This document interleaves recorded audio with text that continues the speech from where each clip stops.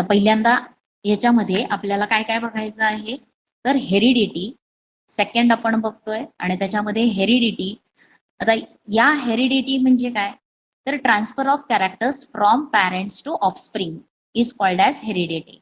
हेरिडिटीला म्हणजे हेरिडिटी मुळे काय होणार आहे, जे काही पॅरेंट्स मध्ये कॅरेक्टरिस्टिक्स आहेत, different characteristics present in parents are transferred to their childrens, ऑफस्प्रिंगला ते ट्रान्सफर होणार आहेत. त्या प्रोसेसला काय म्हटले, हेरिडिटी. आता त्याच्यानंतर तुम्ही डीएनए हे काय आहे, ribonucleic acid, it is present in the nucleus.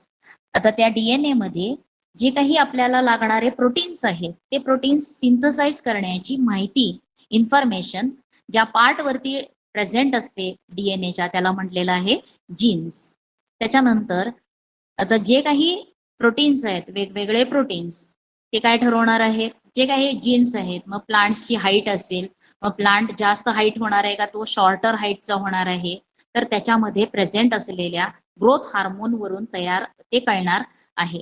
मग जर ग्रोथ हार्मोन ऍडिक्वेट अमाऊंट मध्ये प्रोड्यूस झालं तर त्या प्लांटची हाईट काय होणार आहे, इन्क्रीज होणार आहे. आणि जर ग्रोथ हार्मोन लेस क्वांटिटी मध्ये जर तयार झालं तर त्या प्लांटची हाईट काय होणार आहे, कमी होणार आहे. आता जसं ह्युमन बिंगचं यंग वन जे असणार आहे ते त्याच्यासारखं सिमिलर असणार आहे. डॉग असेल, त्या डॉगचं यंग वन हे त्या डॉग सारखंच असणार आहे. कॅटचं यंग वन त्याच्यासारखंच असणार आहे. मग जे काही रिप्रोडक्शन मुळे फॉर्म होणारे जे काही यंग वन्स आहेत त्यांना काय म्हटलेलं आहे, प्रोगेनी म्हटलेलं आहे. They are called as progeny. मग जे काही प्लांट पॅरेंट्स मध्ये प्रेझेंट असलेले कॅरेक्टरिस्टिक्स ऑफस्प्रिंग मध्ये ट्रान्सफर केले जातात generation after generation to generation, आणि त्याला काय म्हटलेलं आहे, इनहेरिटन्स किंवा हेरिडिटी म्हटलेलं आहे. तर त्याच्यानंतर क्रोमोझोम्स आपल्याला बघायचे. त्या क्रोमोझोम्स हे काय असणार आहेत, हेरिडिटी कॅरेक्टरिस्टिक्स कॅरियर करणारे असणार आहेत. जे काही हेरिडिटी कॅरेक्टरिस्टिक्स आहेत ते हेरिडिटी कॅरेक्टरिस्टिक्स कॅरियर करणारा जो काही डीएनए वरती पार्ट आहे, it is called as chromosomes. आता क्रोमोझोम्स हे कशाचे बनलेले आहेत, न्यूक्लिक ऍसिड्सचे बनलेत आणि प्रोटीन्सचे बनलेले आहेत. तर ज्या वेळेला सेल डिव्हिजन होत असतं त्यावेळेला आपल्याला क्रोमोझोम्स हे पेअर मध्ये दिसतात. म्हणजे त्यावेळेस आपल्याला ते क्रोमोझोम्स सेल मधले दिसतात. एरवी सेल बघितला तर त्याच्यामध्ये क्रोमोझोम्स दिसत नाहीत. त्याच्यानंतर म्हणजे ड्युरिंग सेल डिव्हिजन काय दिसणार आहेत आपल्याला, क्रोमोझोम्स हे दिसणार आहेत. प्रत्येक लिव्हिंग ऑर्गॅनिझम्स मध्ये specific number of chromosomes present आहेत. प्रत्येक क्रोमोझोम जो आहे it is made up of DNA, आणि तो कसा असणार आहे, डंबेल शेप असणार आहे. क्रोमोझोम हा डंबेल शेप असणार आहे आणि त्याच्या मध्यभागी सेंट्रोमर प्रेझेंट असणार आहे. आता या सेंट्रोमरची पोझिशन कशी असणार आहे त्याच्यावरून क्रोमोझोम्सचे टाइप्स आहेत. 4 टाइप्सचे क्रोमोझोम्स प्रेझेंट आहेत. जो काही मधला कॉन्स्ट्रिक्शन आहे त्याला काय म्हटलेलं आहे, सेंट्रोमर. क्रोमोझोम इथं तुम्हाला डायग्राम दाखवलेली आहे क्रोमोझोम्सची. सेंटरचा आहे त्याला म्हटलंय सेंट्रोमियर, त्याच्यानंतर सेंट्रोमर, त्याच्यानंतर हा जो पार्ट आहे ह्या आर्मला म्हटलंय पी आर्म, वरचा जो आहे त्याला म्हटलंय पी आर्म आणि खालचा जो आहे त्याला काय म्हटलेलं आहे, क्यू आर्म. हे दोन्ही काय आहेत, आर्म्स ऑफ क्रोमोझोम्स. वरच्या बाजूला 2 आहेत त्यांना म्हटलंय पी आर्म, खालच्या बाजूला 2 आहेत त्यांना म्हटलंय Q arm.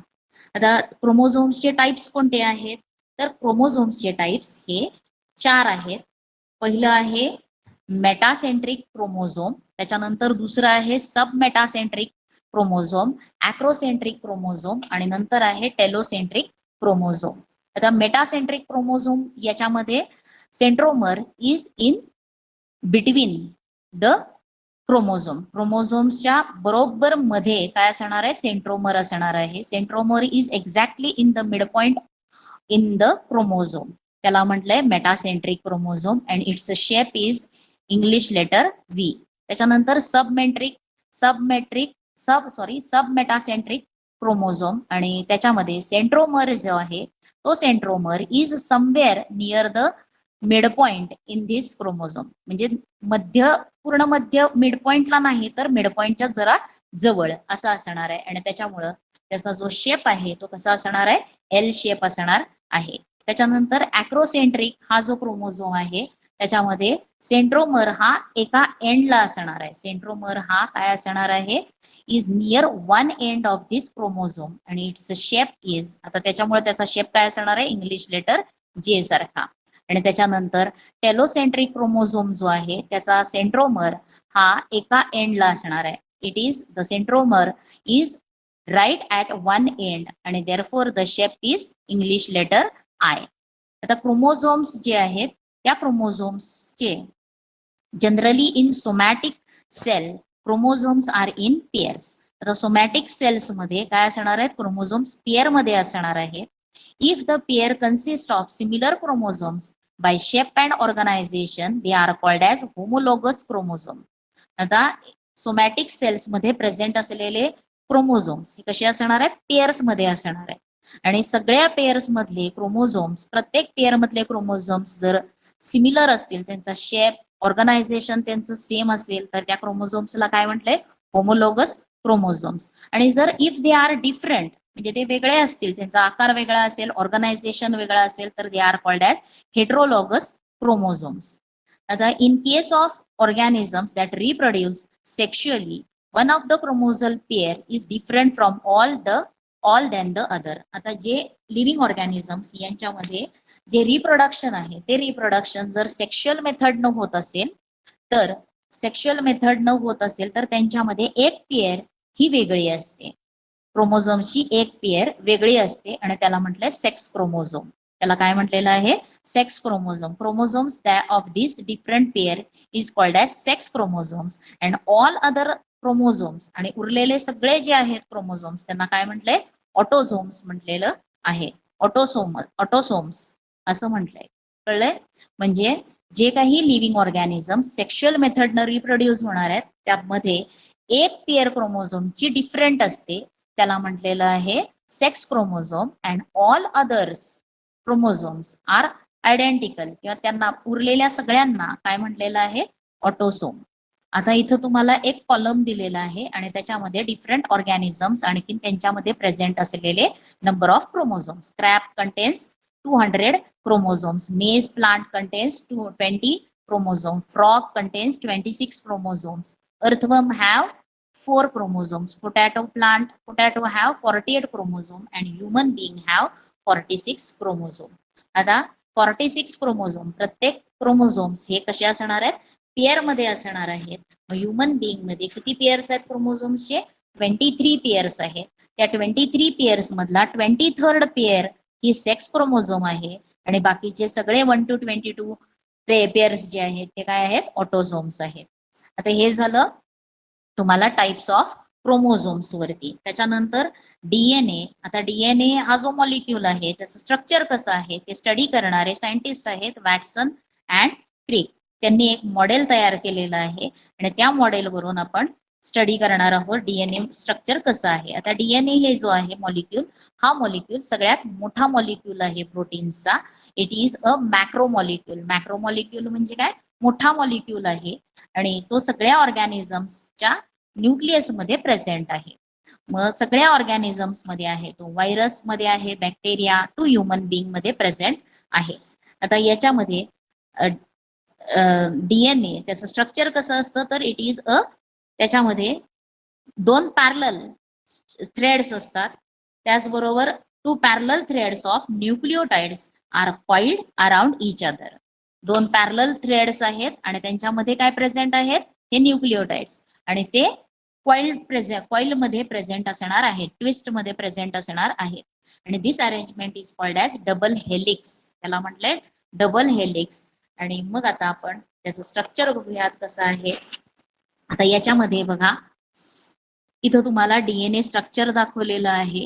This is one strand, हा एक आहे आणि हा दुसरा आहे, आणि हे दोन्हीही स्ट्रँड्स काय झालेले आहेत, जोडले गेलेत. आता हे जोडण्यासाठी काय असणार आहे तर नायट्रोजनस बेसेस, फॉस्फोरिक ऍसिड आणि शुगर यांचे मॉलिक्युल्स असणार आहेत. मग आता इथं ते जोडले जाणार आहेत आणि त्याच्यासाठी जो काही स्ट्रँड आहे न्यूक्लियर डीएनए मॉलिक्यूलचा, it is made up of many small molecules known as nucleotides. जे काही स्मॉल मॉलिक्युल्सनं ते बनलेलं आहे त्याला काय म्हटलेलं आहे, न्यूक्लिओटाइड म्हटलेलं आहे. आणि न्यूक्लिओटाइड्स, देर आर 4 टाइप्स ऑफ आता न्यूक्लिओटाइड्स मध्ये काय असतं प्रेझेंट, तर न्यूक्लिओटाइड्स मध्ये 2 नायट्रोजनस बेसेस, एक फॉस्फरिक ऍसिडचा मॉलिक्यूल असणार आहे आणि एक शुगरचा मॉलिक्यूल असणार आहे.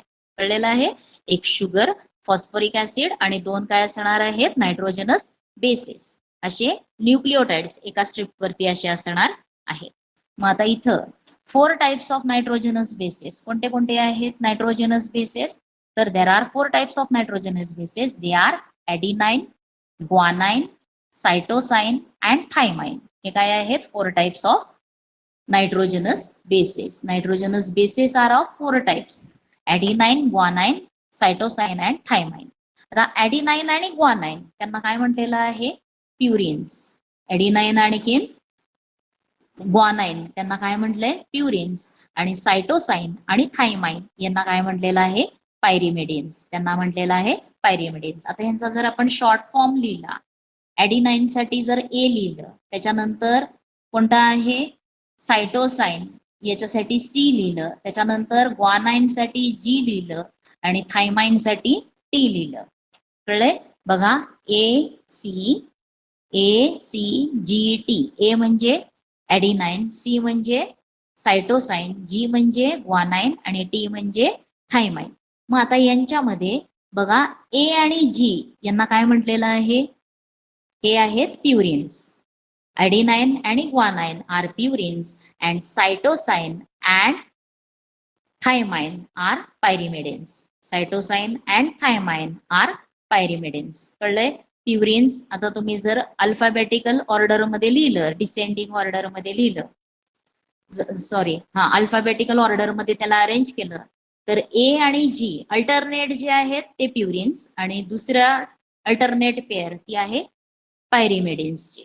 आता न्यूक्लिओटाइड्स मध्ये जे जॉईनिंग होत असतं ते जॉईनिंग कसं होणार आहे, तर हा ऍडिनाइन जो आहे तो ऍडिनाइन कुणाला जॉईन होणार आहे, थायमिनला जॉईन होणार आहे. ऍडिनाइन ऑलवेज पेअर विथ थायमाइन आणि ग्वानाइन ऑलवेज पेअर विथ सायटोसाइन.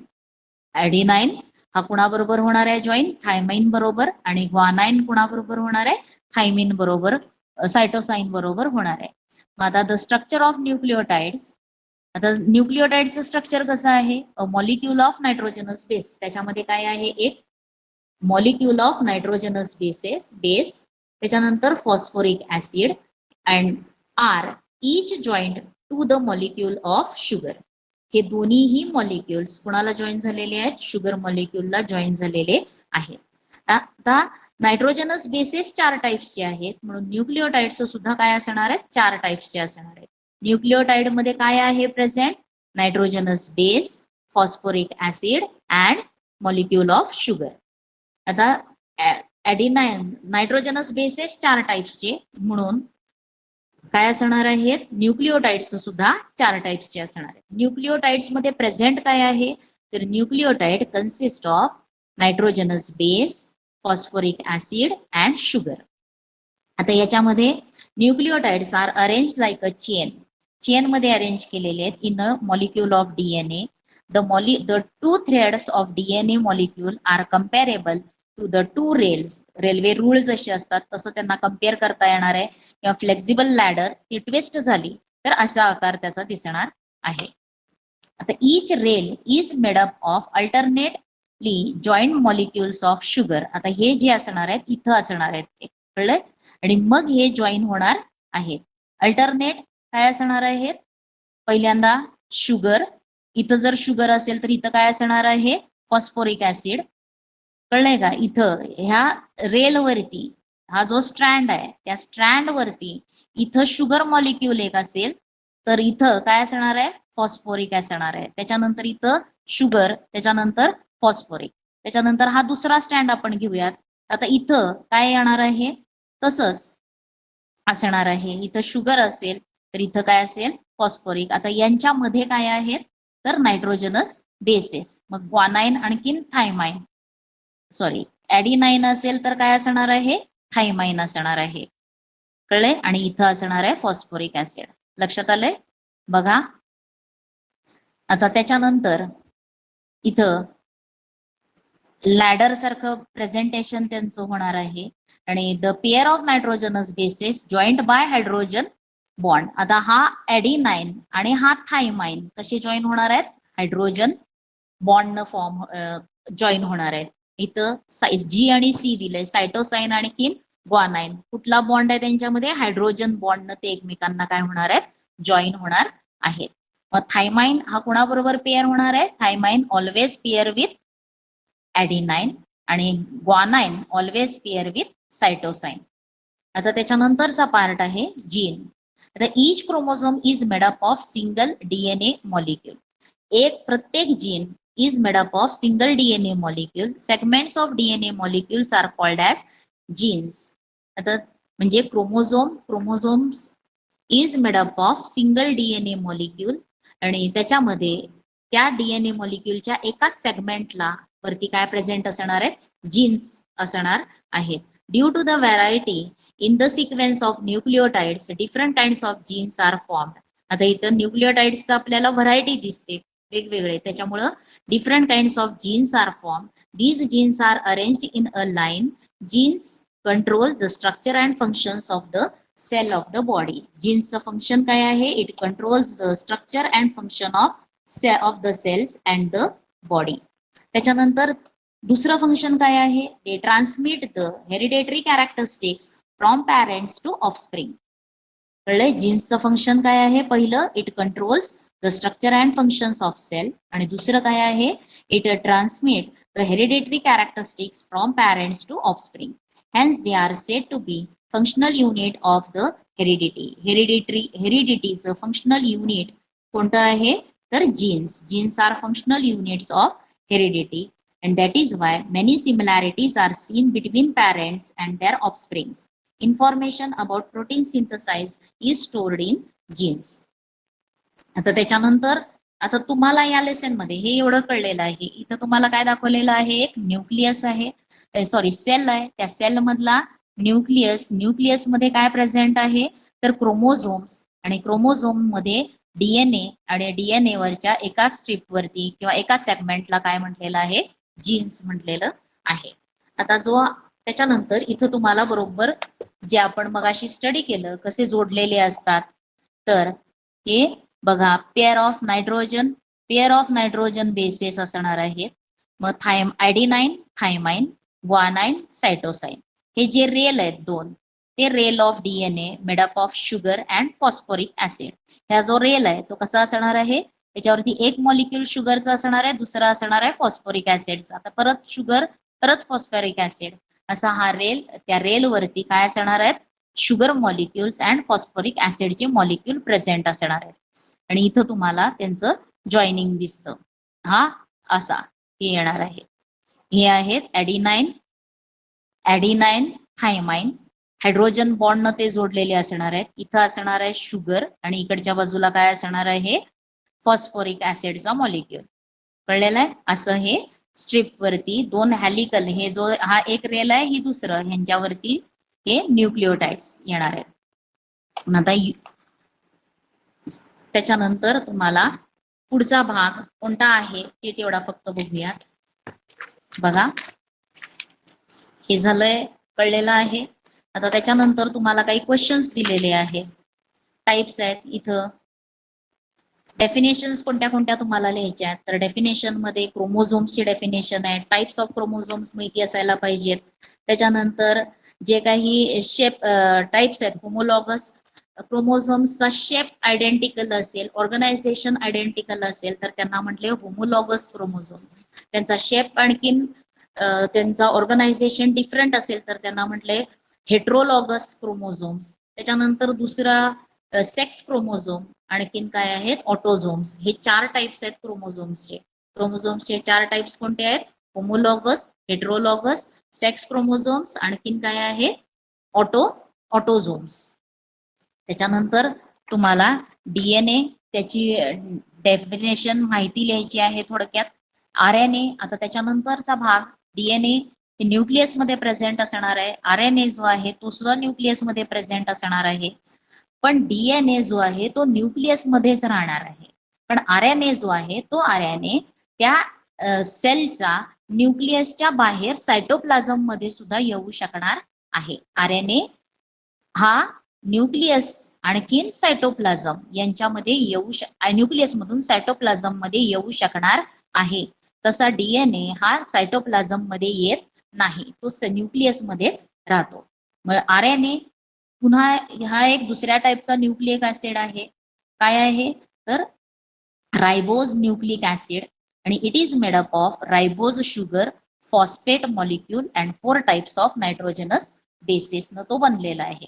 मग आता या नायट्रोजनस RNA मध्ये असलेले नायट्रोजनस बेसिस कोणते आहेत तर ऍडिनाइन, ग्वानाइन, सायटोसाइन आणि थायमाइन जो आहे तो थायमाइन युरॅसिलनं रिप्लेस झालेला आहे. थायमाइन हा कशानं रिप्लेस झालाय युरॅसिलनं रिप्लेस झालेला आहे.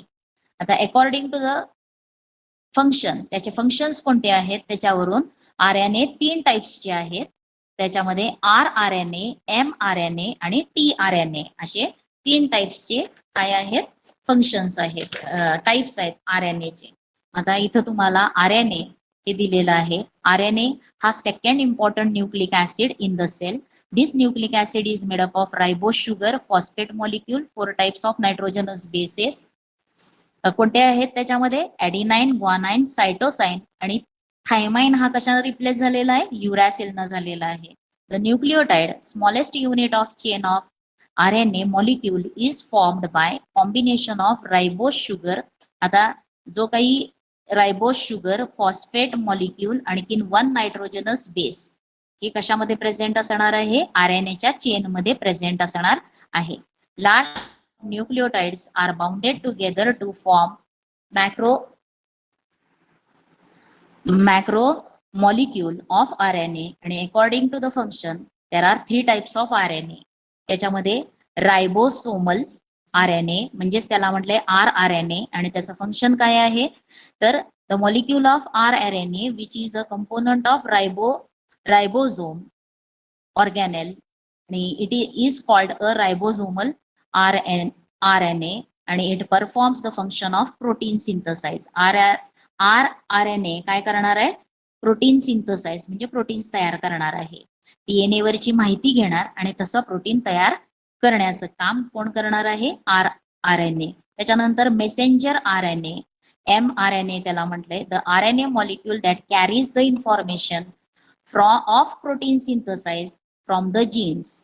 म्हणजे DNA मध्ये जी स्टोर्ड इन्फॉर्मेशन आहे प्रोटीन सिंथसाइज करायची ती कॅरी करणं, ती कॅरी करणं आणखीन त्याला, आणि ती कॅरी करून कुणाला द्यायचंय जो तयार करणारा आहे सिंथसाइज करणारा कोणता आहे तर rRNA हा प्रोटीन तयार करतो त्याच्यापर्यंत नेऊन पोचवायचं काम कोण करतं तर mRNA करतं. आणि हे कुठं जाणार आहे घेऊन सायटोप्लाझम मध्ये. The DNA chain in the cell nucleus to ribosomes in the cytoplasm which produce the protein is called messenger RNA. त्याच्यानंतर आहे ट्रान्सफर RNA म्हणजे त्याला tRNA म्हटलंय. The tRNA किंवा RNA molecule which according to the messages of mRNA carries the amino acid up to the ribosomes is called transfer RNA. म्हणजे आता जी काही message आणलेला आहे आणि त्याच्यावरती जसं कोडिंग आहे त्याप्रमाणे डी कोडिंग करायचं काम tRNA करणार आहे.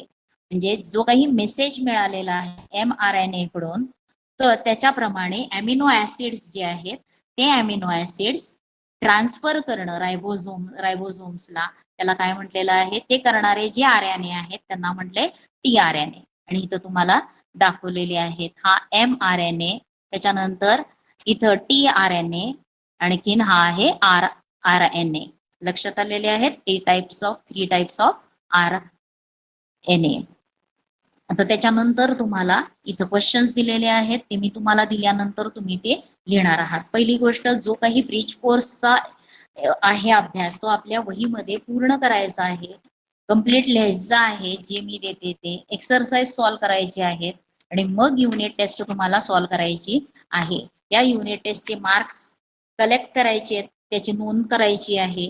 त्याच्यामुळं व्यवस्थित अभ्यास करून त्या टेस्ट सॉल्व्ह करा. सायन्स 1 ची टेस्ट आज किंवा उद्या दिली जाईल ती सॉल्व्ह करा आणि हे पाठवल्यानंतर लिहा.